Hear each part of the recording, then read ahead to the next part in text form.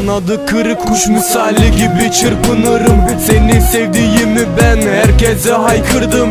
Gün geçtikçe tükenmeye başladım. Gözümden yaş akmazken sen ağlattın beni.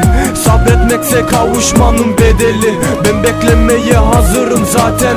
Çekip gittin ama neden? Ben zaten ölmeyi çoktan göze aldım. Ağlarım, yanarım, gece olmasından korkarım. Çünkü geceler hep ben ağlarım. Kırıldı kolum, kanadım.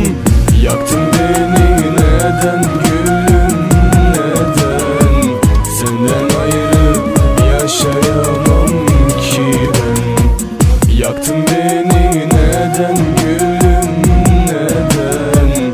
Senden ayrı yaşayamam ki ben. Titer oldu ellerim, elimi sana uzatınca gözlerim dolmuştu.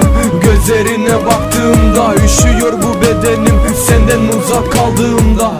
Biz mutlu olmak için aşk yolunu tutmuştuk. Kötü günlerimize birbirimize avutmuştuk. Bu bedenim sana daima tutsak be gülüm. Üzüldüm gidişine, her gece seni düşündüm. Her yolu denedim ama seni unutamadım. Dayanacak gücüm kalmadı inan. Yaktın beni neden